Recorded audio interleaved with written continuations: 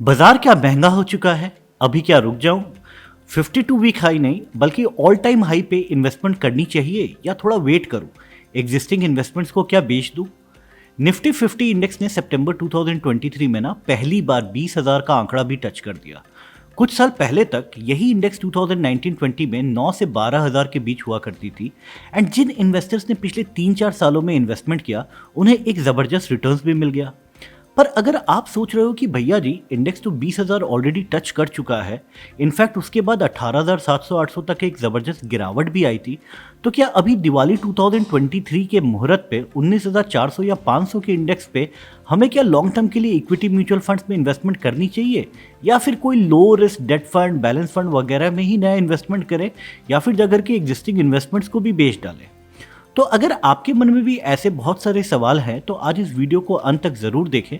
जानकारी पसंद आए तो वीडियो को लाइक करें एंड चैनल को सब्सक्राइब करें, इससे हमें भी बहुत सारा मोटिवेशन मिलता है। तो चलिए शुरू करते हैं।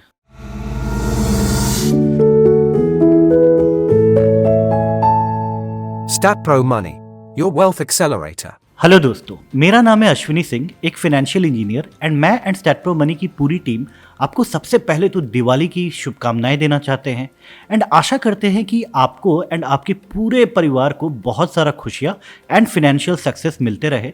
एंड अगर आप भी अपने फाइनेंशियल वेल्थ की जर्नी को स्पीड बूस्ट करना चाहते हैं तो आज ही डाउनलोड करें StatPro money your wealth accelerator app, जिससे आप घर बैठे mutual funds, global stocks, national pension scheme, P2P investments में डिजिटली इन्वेस्टमेंट शुरू कर सकते हैं।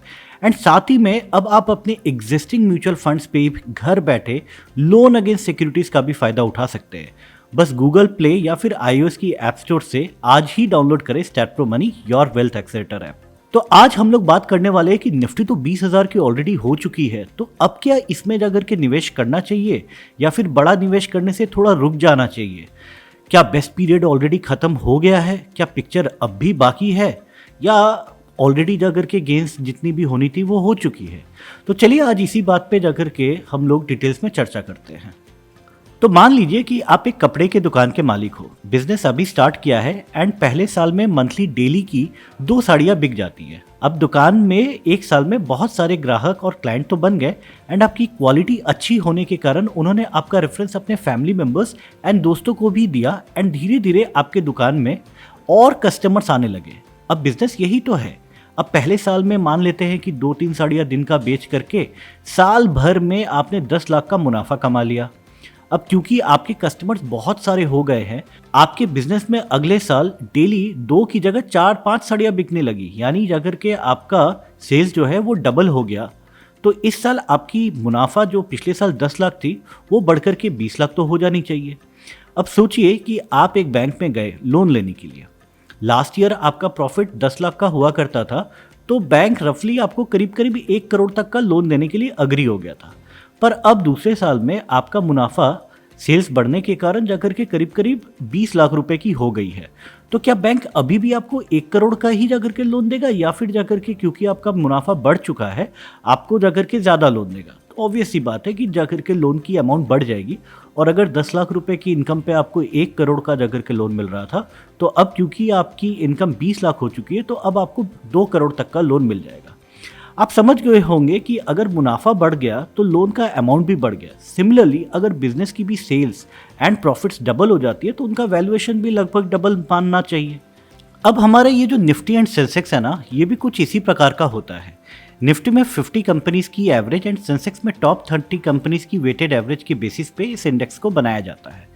अब ये जो भी इंडिया की जो टॉप कंपनीज है ना, इनका शेयर का भाव तो प्रत्येक साल चेंज हो जाएगा, पर प्रत्येक साल इनफैक्ट प्रत्येक क्वार्टर में ये कंपनीज अपना रिजल्ट डिक्लेयर करती है, जिससे हमें इन सारे कंपनीज का ना एक ईपीएस मिलता है। ईपीएस यानी अर्निंग पर शेयर। अब ईपीएस एक फैक्ट है, कंपनीज की रिजल्ट के बेसिस पे चेंज होती है, पर मार्केट तो डेली खुलता बंद होता है, गिरता बढ़ता है एंड चेंज हो जाता है। पर ईपीएस क्वार्टरली चेंज सिर्फ एक बार ही हो सकता है। कल को मार्केट गिर गया, वॉर हो गया, तो निफ्टी सेंसेक्स गिर के एक दिन में गिर भी जाता है, पर इसका ईपीएस बिल्कुल चेंज नहीं होता है। ईपीएस एक फंडामेंटल फैक्टर है जो डेली बेसिस पे चेंज बिल्कुल नहीं होता, जैसे जैसे कंपनीज की रिजल्ट आएगी ये चेंज हो जाएगी और ये बढ़ सकती है या कम हो सकती है। तो अगर कंपनीज का रिजल्ट अच्छा आ गया, मुनाफा बढ़ गया, तो ऑब्वियस सी बात है कि अर्निंग पर शेयर जाकर के इंडेक्स लेवल पे बढ़ जाती है। अब वापस आते हैं अपने पहले पॉइंट ऑफ डिस्कशन पे, जहां हमने कहा कि निफ्टी तो 20,000 की लगभग हो चुकी है, करीब करीब 52 वीक हाई पे है। इनफैक्ट 52 वीक नहीं बल्कि ऑल टाइम हाई पे है। क्या हमें इतने ऊंचे इंडेक्स लेवल पे बड़ा इन्वेस्टमेंट करना चाहिए या नहीं चाहिए, हाँ या ना, इस पे जाकर के हम लोग चर्चा कर रहे हैं। तो पिछले कुछ मिनट में मैंने आपको ईपीएस के बारे में समझा दिया। अब यहाँ से हम लोग बात करेंगे कि निफ्टी की ईपीएस कब कितना था एंड कैसे कितना चेंज हो गया। 2007 में जब निफ्टी ने पहली बार 6,000 का आंकड़ा टच किया एंड तब सेंसेक्स भी करीब करीब 20-21 हज़ार की हुआ करती थी, तो इंडेक्स की टॉप कंपनीज का वेटेड एवरेज ईपीएस मात्र 220-25 रुपए के आसपास हुआ करता था। अभी आपकी स्क्रीन पे आप एक चार्ट देख सकते हो जिसमें जाकर के मैंने आपको दिखाया है कि 2007 में इंडेक्स लेवल पे निफ्टी की अर्निंग पर शेयर करीब करीब 223 रुपए के आसपास की है। पर सबको पता होगा कि 2008 में ना एक भारी आर्थिक मंदी आई थी। गलत कहते हैं वो लोग, आर्थिक मंदी ना वर्ल्ड की बाकी कंपनीज में तो अच्छी खासी हुई थी, पर इंडिया में ना कुछ खास नहीं हुआ था। इनफैक्ट इसका रियल प्रूफ आज मैं आपको देता हूँ। अगर आप अगले चार्ट पे देखते हो तो आप देखोगे कि 2008 में जब मार्केट सबसे बॉटम पे आ चुका था, जब निफ्टी ऑलरेडी 6,000 से 2,500 टू 3,000 के लेवल्स पे आ चुकी थी, तब भी जाकर के निफ्टी की जो ईपीएस थी ना वो करीब करीब 220 से 25 के बीच में ही था। हाँ, ग्रोथ जो 2003 से 2007 में जो ज़बरदस्त ग्रोथ आई थी उस पर एक ब्रेक तो ज़रूर लग गया था। फास्ट फॉरवर्ड 2015 में जब नई मोदी जी की सरकार बनी थी, तब निफ्टी की ईपीएस 2008 में जो कि 220-225 रुपीज़ के आसपास थी ना, वो तब तक 4-5 सालों में बढ़ करके 373-75 रुपए के पास आ गया। इस चार्ट पे आप देख सकते हैं कि निफ्टी की ईपीएस 2015 में 375 के आसपास थी। 2020 आते आते तक यही ईपीएस करीब करीब 436 रुपए की हो गई। एंड उसके बाद सबको पता है कि लॉकडाउन के वो दिन आ गए जब मार्केट्स तो गिरा ही, साथ ही में सेवरल बिजनेसमैन का ग्रोथ भी रुक गया, नुकसान बहुत सारा हुआ, पर उसके बाद भी हम इंडियंस ने जो मेहनत करी है ना वो लाजवाब है। जो आप लोग, हमारे देश के लोगों ने अपने जॉब्स एंड बिजनेस में किया है, उसके कारण जो निफ्टी की जो टॉप 50 कंपनीज की जो ईपीएस, जो एक फैक्ट है ना कि कोई मार्केट लिस्टेड ट्रेडिंग इंस्ट्रूमेंट, वो 436 से करीब करीब एक ही साल में बाई दिवाली 2021 आप अपने स्क्रीन पे देख सकते हैं 436 से बढ़ करके 675 तक पहुंच गई।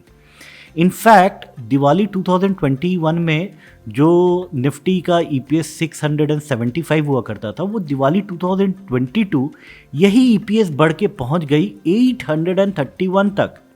एंड आज दिवाली 2023 तक ये आंकड़ा पता है कितना हो चुका है? आप खुद अपने स्क्रीन पे जाकर के देख सकते हैं कि ये आंकड़ा अब 927 पे पहुंच चुका है। जो ईपीएस कोरोना के पहले तक सिर्फ 436 हुआ करता था, वही निफ्टी तब करीब करीब 11-12 हज़ार का था।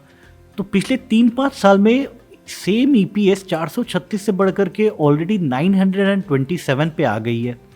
अब मुनाफा अगर डबल हो गया तो निफ्टी जो 11-12 हज़ार पे से 4 साल पहले ट्रेड करता था, ऑब्वियस सी बात है कि अर्निंग्स 436 से बढ़कर के जब 927 हो चुकी है, तो निफ्टी जो 11-12 हज़ार पे हुआ करता था वो तो अभी डबल भी नहीं हुआ, डबल से कम ही हुआ, जबकि ईपीएस तो डबल भी हो चुका है। इनफैक्ट 4 साल में डबल यानी 18% की एनुअलाइज्ड ईपीएस ग्रोथ सिर्फ और सिर्फ हमारे और आपके इंडियन कंपनीज ने दिखाया है। एंड बस इसीलिए मार्केट ऊपर है। ऐसा नहीं है कि मार्केट महंगा हो गया है।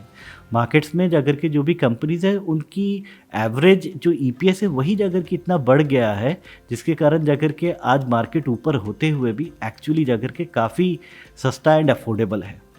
अब हम लोग ध्यान देते हैं, मोतीलाल ओसवाल की एक रीसेंट न्यूज़ आर्टिकल देखते हैं जिसमें यह बताया गया है कि सिर्फ Q1 ऑफ 2023-24 में, यानी अप्रैल से जून 2023 में निफ्टी का पिछले साल का अप्रैल-जून 2022 के मुकाबले ईपीएस का 32% का ग्रोथ हुआ है। आप ये न्यूज़ आर्टिकल जो इकोनॉमिक टाइम्स में छपा था वो आप देख सकते हो। इस पूरी आर्टिकल को अगर आप ध्यान से देखोगे ना, तो मोतीलाल ओसवाल का ये ओपिनियन है कि निफ्टी की ईपीएस अब करंट फाइनेंशियल ईयर यानी फाइनेंशियल ईयर 2023-24 के लिए 988 की होनी चाहिए। एंड अगले साल तक यहाँ से भी जाकर के ईपीएस में 16% का ग्रोथ आना चाहिए, जिससे निफ्टी की ईपीएस अगले साल 1150 से 1160 तक पहुँच जाएगी। दोस्तों, हो सकता है कि देश का जीडीपी 8-8.5% की है, पर हमारे ये जो स्टॉक मार्केट्स की जो दिग्गज जो टॉप 30-50 कंपनीज का जो एनुअल प्रॉफिट ग्रोथ है ना, वो आज के डेट में 16 से 20% तक की हो रही है। यानी रफली एवरी 4 साल में मुनाफा डबल। इनफैक्ट इंडिया की आज $3 ट्रिलियन की इकोनॉमी बन चुकी है।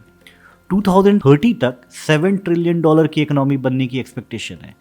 यानी पिछले 75 सालों में जितना जीडीपी बिल्डअप किया गया है ना, उससे अधिक अगले 7 सालों में होने वाली है।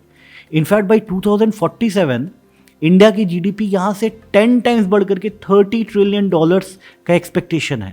एंड ईपीएस एक प्रूफ है कि अर्निंग्स है, एंड अर्निंग्स अधिक तो भैया वैल्यूएशन तो बढ़ेगा ही। अब जैसा कि मैंने इस वीडियो के शुरू में आपको बताया था कि मार्केट रेट जो भाव है ना, वो तो डेली चेंज होती है, पर ईपीएस एक फंडामेंटल पैरामीटर है जो एक क्वार्टर में सिर्फ एक ही बार चेंज होता है। तो अगर मार्केट प्राइस को ना हम ईपीएस से डिवाइड कर देंगे तो मिलेगा एक नया फंडामेंटल पैरामीटर जिसे कहते हैं पीई यानी प्राइस टू अर्निंग रेशियो। अब क्योंकि मार्केट तो डेली खुलेगा बंद होगा, तो पी रेशियो भी डेली चेंज हो जाएगी ना, and quarterly earning per share तो चेंज हो जाएगी। तो अगर ईपीएस बढ़ गया एंड मार्केट्स नहीं बढ़ा तो पी रेशियो ऑब्वियसली गिर जाएगी, एंड अगर मार्केट बढ़ गया पर ईपीएस चेंज नहीं हुआ तो पी रेशियो ऑब्वियसली बढ़ जाएगा। अब इससे आप ये समझ जाएंगे कि पीई ज़्यादा यानी मार्केट महंगा है, एंड पीई कम तो मार्केट सस्ता है। अब पी रेशियो यानी प्राइस इज टू अर्निंग कितना है तो सस्ता, एंड कितना है तो महंगा है, ये भी तो समझना बहुत ज़रूरी है।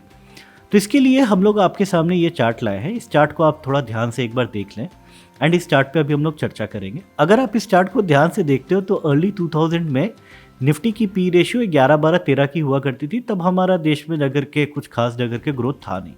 पर अगर आप पिछले 8-9 साल का चार्ट देखते हो तो 2015 से लेकर के 2019-20 के बीच निफ्टी का जो मिनिमम पी था वो करीब करीब 20 का हुआ करता था, एंड मैक्सिमम 29 तक जगह के निफ्टी ने ट्रेड किया था।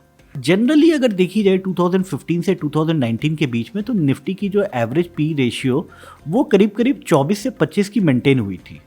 2020-21 में ईपीएस में ना थोड़ा सा डीग्रोथ होने के कारण पी रेशियो टेम्पररीली थोड़ा बढ़ गया, क्योंकि मार्केट्स तो गिरने के बाद वापस चढ़ गया था, तो इसीलिए क्योंकि अर्निंग्स भी खराब आ रही थी तो थोड़ा सा जगह के पी रेशियो बढ़ गया। फिर भी पिछले 7-8 साल के डिटेल्स देखेंगे तो 20 के नीचे का लेकिन पी रेशियो कभी नहीं गया, एंड आज 19,400 के लेवल्स पे भी पी रेशियो सिर्फ और सिर्फ 20.90 का है। आप इसको 21 मान सकते हैं। तो यानी अगर मैं ये समझ लेता हूँ कि निफ्टी मैक्सिमम नीचे के साइड में 20 के पी पे ट्रेड करेगी, तो यहाँ से इसका अर्थात यही होता है कि मार्केट गिरेगा तो ज़्यादा से ज़्यादा 4 से 5% यानी 18,500 तक नीचे जाना चाहिए, एंड इसके नीचे तो जाना ही नहीं चाहिए। इनफैक्ट अगर फिनेंशियल ईयर 2024-25 की ईपीएस 1150 अगर होनी चाहिए, जैसा कि मोतीलाल ओसवाल की रिपोर्ट में लिखी हुई थी, तो मिनिमम एंड मैक्सिमम पी 20 और 29 को अगर हम लोग मान लेते हैं तो 2025 आते आते निफ्टी को करीब करीब 23,000 मिनिमम साइड में एंड 34,000 अपर साइड में जाकर के ट्रेड करते हुए देखा जा सकता है। अगर मैं एवरेज पी रेशियो 24 का भी मान लेता हूँ तो 24 के भी पीई पे अगर 1150 का ईपीएस आता है तो मेरा निफ्टी का टारगेट बनता है करीब करीब 27,600। एंड आप याद रखिए कि दिवाली 2023 में अश्विनी जी ने आपको जाकर के ये टारगेट दिया है कि निफ्टी अगले दिवाली या फिर 1.5-2 साल के अंदर जाकर के 20,000 से करीब करीब 27,600 तक जानी चाहिए। यानी यहाँ से भी निफ्टी में 35 से 40% की ग्रोथ की उम्मीद की जा सकती है। एंड अगर इसी पीरियड में mid cap and small caps की एक्सपेक्टेड रिटर्न्स की बात की जाए तो अगर निफ्टी पे 35 से 40% की इंक्रीज अगले 1.5-2 साल में होने की है तो मिड कैप्स में करीब करीब 50-55% का ग्रोथ तो मिलना ही चाहिए, एंड स्मॉल कैप्स पे तो 60 से 70% का रिटर्न्स मिल सकता है, वो भी सिर्फ और सिर्फ अगले 1.5 से 2 साल में। हाँ, मुझे पता है कि म्यूचुअल फंड्स में शॉर्ट टर्म नहीं सोचने का, पर मैं तो आपको सिर्फ 2024-25 का एक्सपेक्टेशंस बता रहा हूँ। अगर 2030 की बात करूँ एंड निफ्टी 16% का ईपीएस ग्रोथ, जो मतलब मैंने काफ़ी कंजर्वेटिव अप्रोच लिया है, तो अगर 16% का भी ईपीएस ग्रोथ निफ्टी की टॉप 50 कंपनीज जनरेट करती है अगले 5-6 साल तक, तो ईपीएस 1150 से 2030 तक बढ़ के करीब करीब 2500 तक हो जानी चाहिए, जिससे ना निफ्टी 50 से 60 हज़ार तक की हो जाएगी। एंड इनफैक्ट 8-9 साल पहले 2014-15 या 2013 तक सेंसेक्स भी 20-21 हज़ार का हुआ करता था एंड आज वही सेंसेक्स करीब करीब 65,000 को टच कर चुकी है। तो आज का 20,000 वाला निफ्टी अगर 2030 तक 60-70 हज़ार की बात हो रही है तो चौंकिएगा नहीं, क्योंकि पिक्चर ना अभी बाकी है मेरे दोस्त। तो अगर अभी भी आप सोच रहे हैं कि इन्वेस्ट करें या नहीं, मार्केट्स महंगा हो गया है, तो आशा करता हूं कि आप फंडामेंटल पैरामीटर्स को कंसीडर करते हुए लॉन्ग टर्म के लिए अभी इन्वेस्ट करें एंड लॉन्ग टर्म में अपने फैमिली के लिए ढेर सारा वेल्थ बनाएं। एंड आज ये वीडियो इसी बात पे हम लोग शेष करते हैं। एंड याद रखें दोस्तों कि निफ्टी 27 से 28 हज़ार के रेंज में जाने वाली है, वो भी अगले 1.5-2 साल के अंदर। तो पिक्चर अभी भी बाकी है, मार्केट्स बिल्कुल महंगा नहीं हुआ है। अपने इन्वेस्टमेंट्स को मेंटेन करें, बनाए रखें एंड ज़्यादा से ज़्यादा अभी लमसम इन्वेस्टमेंट करने का टाइम आ चुका है। नमस्कार।